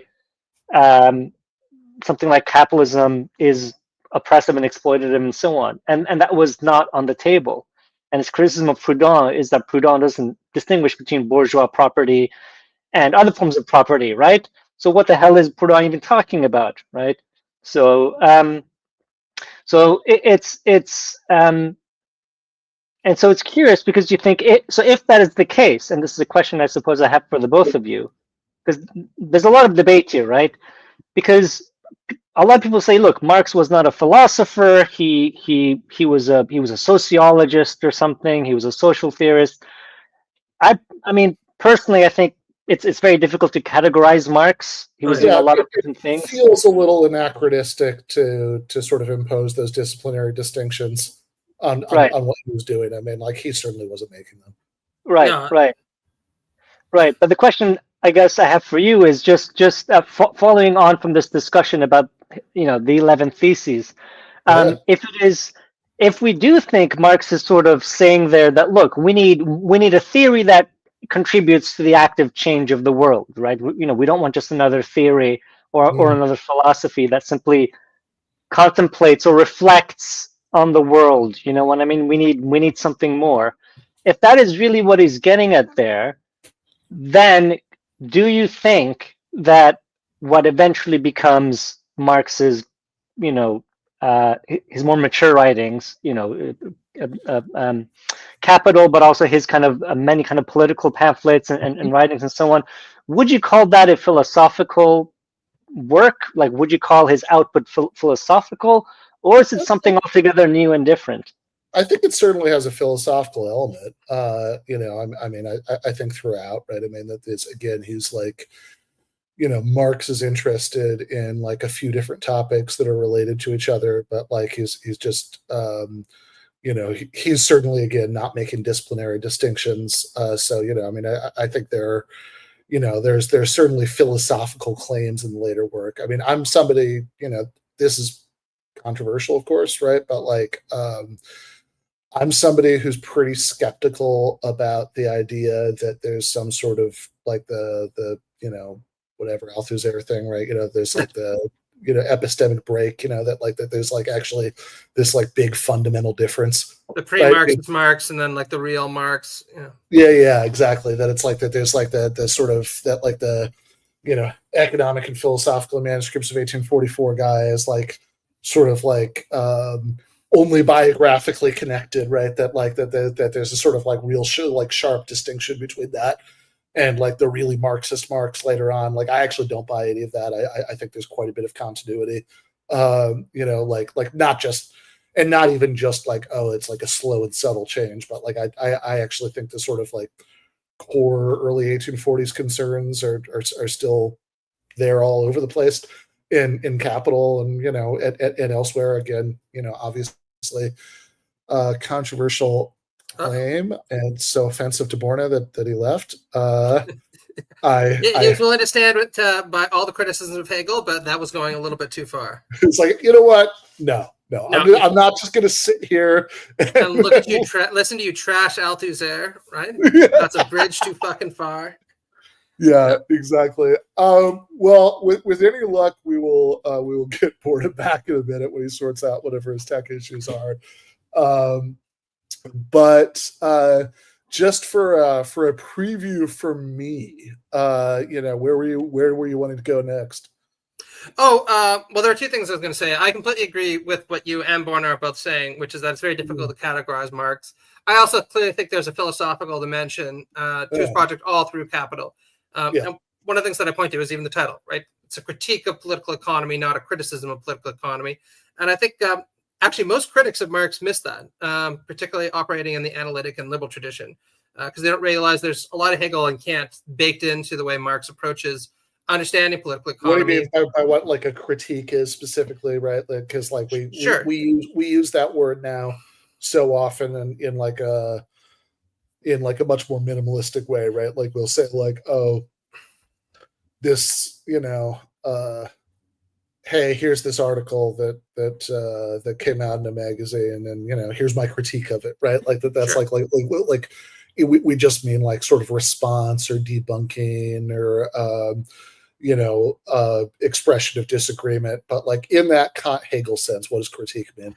Sure. Well, in the Kant Hegel sense, what it's talking about is the generative limitations of a mode of thinking about something, and they really are generative, right? You know, Kant will point out, you know, that the transcendental limitations imposed by the human mind are what allows us to apprehend reality in a structured way, right? We definitely need them, right? We can't see the thing in and of itself. But, you know, at the same time, they are limitations, right? Because it could very well be that the thing in and of itself is something different than the way that we perceive the world. And the way that Marx means critique of political economy is in both the Hegelian and Marxist sense, I would submit to you, and also in a real material sense. Because on the one hand, he's saying, look, the laws of bourgeois political economy conceived by the greatest bourgeois economists like Adam Smith, Ricardo, they really are operative, right? It's not like the law of supply and demand is just bourgeois hogwash and we can do without it in a capitalist society. The problem is their failure to recognize that their way of thinking about the world is limited, right, in the Kant-Hegel sense of the world, but also determined by the material and historical conditions in which they find themselves. So, yes, it is the case that we live in a capitalist mode of production, and consequently that the laws that they're describing are operative within that capitalist mode of production. But that's not to say that there isn't another way that we could organize, you know, our way of reproducing our social life, in which case different laws would obtain, and we'd need to think about them in a different way. So it's a critique in this dual sense of both talking about the limitations of the way people are thinking about capitalism and also talking about the real limitations to capitalism itself and the fact that it continuously throws up these contradictions that it's unable to resolve that are eventually going to be potentially fatal. Yeah, no, that all sounds right. I think, you know, and look, I think that, yeah, so as you were kind of saying, I think one of the big things that Marx is doing in Capital is trying to show the seams, like, you know, the where the sort of the material and social aspects of capitalist production come apart, right? Like what's just sort of innate in the actual production process, just as it would exist, at least until we figure out like a technologically better way to do it in any social system, and what's part of the social system, which again, I mean, I think kind of goes back to that sort of idea that the point of criticism, let's just say, right, you know, theory is to sort of help people see beyond ideological illusions. And I also, you know, and I also think, like, you know, the sort of, I've just never bought, right, like the, you know, very smart people disagree with me about this, you know, Althusser, Soren Mao, right, and the, totally. in, you know, mute compulsion, right, But I don't buy the idea that the sort of core humanistic concerns of the young Marx can be disentangled from what he's up to in Capital, right? I mean, like that's like, look, why does Marx care so much about people having to work all the time? Right. Well, actually, that's a great way. If Borna does come back, I want us to finish on this because his book is Freedom in Context, right? And I think it's very clear that Borna cares an awful lot about freedom, and so does Hegel. So I want to talk a little bit about the way that Hegel understands freedom, which in Borna's book he frames as self-determination. Because I think that, to the earlier point, there's a lot of admiration for this idea of freedom as self-determination that makes its way into Marx, right? Where he thinks that developing our fundamental capacities to be self-determining, which includes our cognitive capacities, would by and large be an improvement on what came before. But the one issue I have with some readings of Hegel is very similar to the readings I have of, or some of the readings I've seen of Marx, which is precisely to read Hegel in this very non-normative sense, right? That he's just telling the story of how freedom is going to increase over the course of history, and we're all going to become more self-determining. And you can read this almost in an entirely objective way, right? This is just what has ended up happening. Well, I think it's pretty clear that Hegel thinks there are good reasons to prioritize and to affirm freedom and self-determination becoming richer and richer as time is going on. And I also think that there are good reasons to think, to your point, that Marx still took very seriously the goal of creating a society for normative reasons, right? Where the free development of each would be a condition for the free development of all. And, you know, each would give according to his ability and receive according to his needs, right?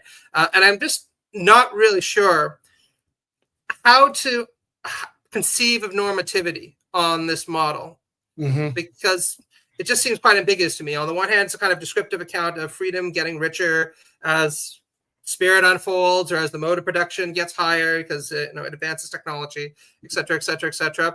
But if that's, all that this story is about, it just doesn't really seem clear to me why we should care unless we have good independent reasons to value freedom in and of itself.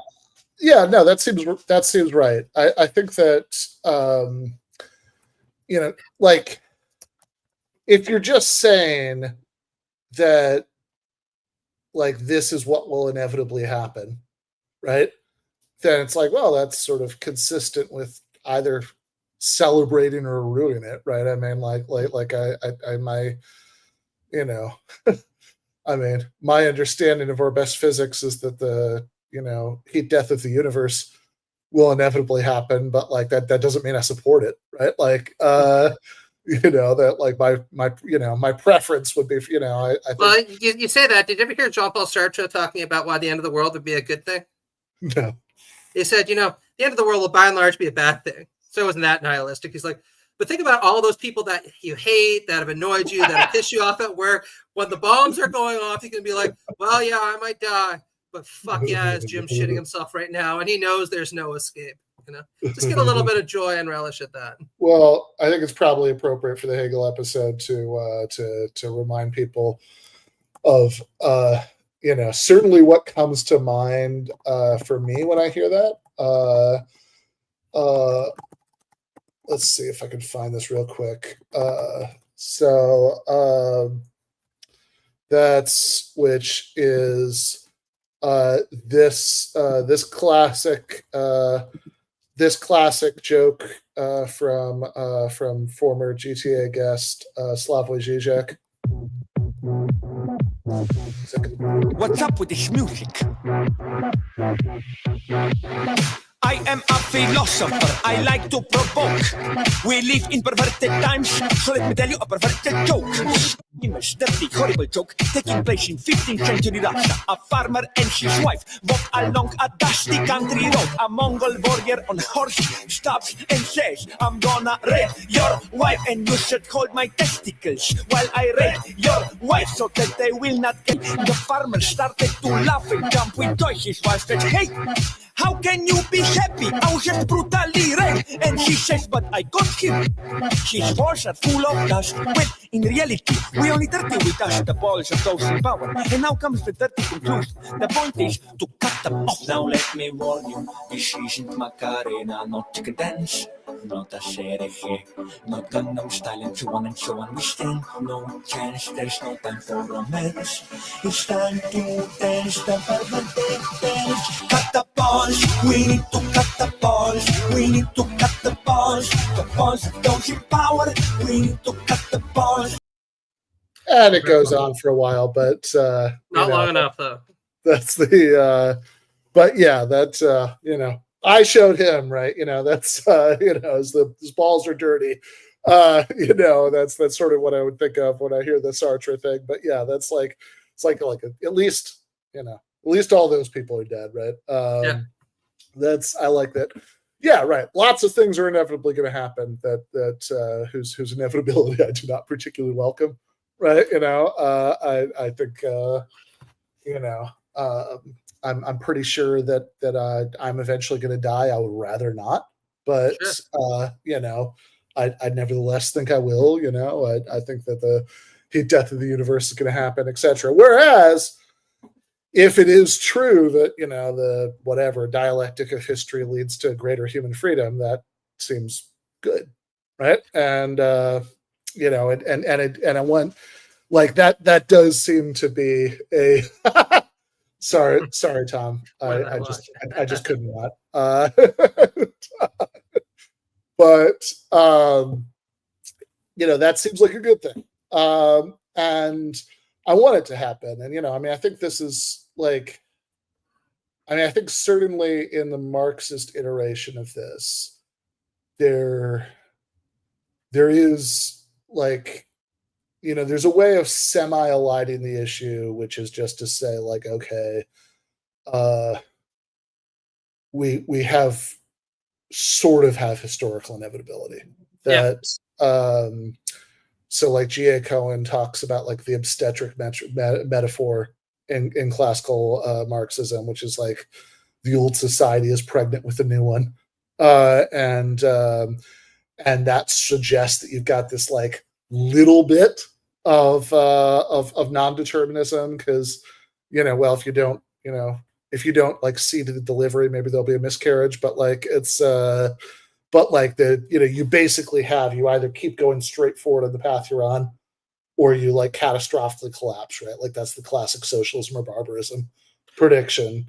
And I think the normative stuff is still going to be relevant in the picture there, but maybe not in a very interesting way, because it's like it's this, the normative question gets very easy. It's like, oh well, do you want barbarism? No, right? It's like all the only normative question is which one of these two options is better, and it seems very easy, right? I think part of Cohen's point in context is thinking about the failures of the sort of authoritarian socialist experiments of the 20th century. It doesn't actually seem like the magical powers of the historical dialectic tell you how to organize a society that's going to be have a thriving economy and a desirable political system and all of that stuff. Like, you do actually have to make some intentional choices, and once you realize that, the normative stuff actually gets to be like really important, because now we maybe even have to do stuff like weigh competing values and deciding how we want a post-capitalist society to look. No, I think that's exactly right. So I was actually going to make a very similar kind of Cohenian point about this book. So Borna writes really brilliantly, and if you're still listening, take that as a compliment that it is, about this idea of self-determination in Hegel, and how it's a much richer understanding of freedom than, say, the kind of crude liberal view, that 17th century liberal view of just being unconstrained, do what it is that you wish. And Hegel is very rightly quite critical of that. The problem I have is that freedom is really very much baked into the kind of metaphysics of history in this text, Hegel's text, which does have very much a teleological kind of dimension to it, the same way at least certain readings of Marx do. The idea being that, again, each stage of history is a higher stage of spirit. Our fundamental cognition advances, and consequently our capacity to be self-determining beings also advances, and so does the social form that enables that. Now, once you strip away the kind of teleological direction to history, to either Hegelianism or Marxism, I still think you are left with a story that says freedom is better. self-emancipation is better. But you don't have any kind of guarantees that that's what's going to come about.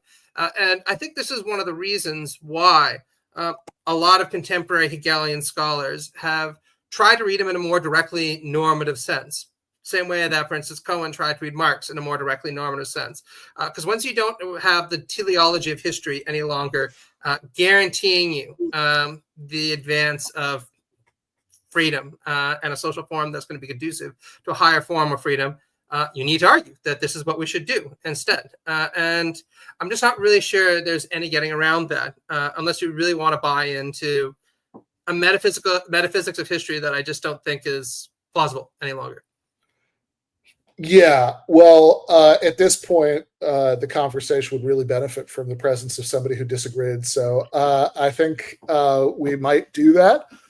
We might try to find a time to reconvene for a part 2 with Borna, who has been messaging us and he is unable to get his internet connection back, which I can certainly sympathize. I have,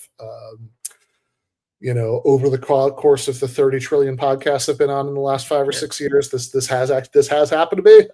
It's not fun. But we don't have Borna, but we do have Matt. So Matt, you I know have been very involved over the course of this project, and I mean going back to what was his dissertation and various stages of this book. You've read drafts, you've commented. So I think second only to having the author himself still on the stream, you're probably the best position to do this.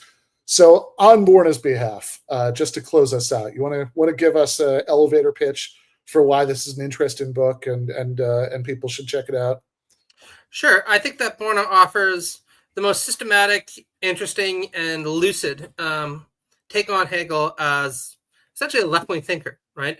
Now, as Borna said, whether or not that's an accurate reading of Hegel or not, who knows, right? But it certainly is a very plausible and very rich reconstruction. And I think that anybody on the left, or for that matter, anybody who just has an interest in the history of philosophy would benefit a lot from reading this book, because I think that Hegel is a very complicated thinker, needless to say, but he's very much a provocative thinker who's almost an engine for your own thinking.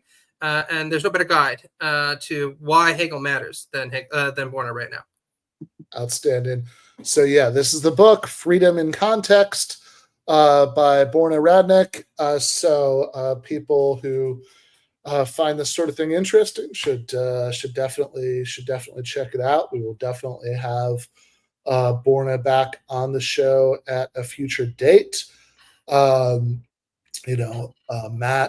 will of course be back on the show. In fact, just tonight, we just finished nailing down the next time I think that's going to happen, which is going to be on May 19th with Matt and Michael O'Neill Burns, from the YouTube. So should be a fun episode. I think we're also going to be talking about some Marxist stuff then. Yeah, absolutely. Well, left is best, and hopefully we'll see Borna again. And next time, the intergods will be less fickle. Yeah, exactly. All right. Well, if you are a GTAA patron, you should already have a link to the YouTube link for the post game. If not, no time like the present, patreon.com/Ben Burgis. If you like what we do here and you want to keep it going, it's very much appreciated. You get these patron-exclusive post games every Monday night after the main show. You get access to the Discord server. Sometimes you get stuff early, but all this is just our way of saying thank you if you are able to support the show. And we are going to be on the post. Well, I'm going to be on the post game in about 2 minutes with Jason Myles. So do come check that out. That should be a good time. Check out Matt's the podcast he co-hosts, Academic Edgelords. Check out his writing, which appears in one venue or another about once every 12 hours or so. You can't miss it. Left is best.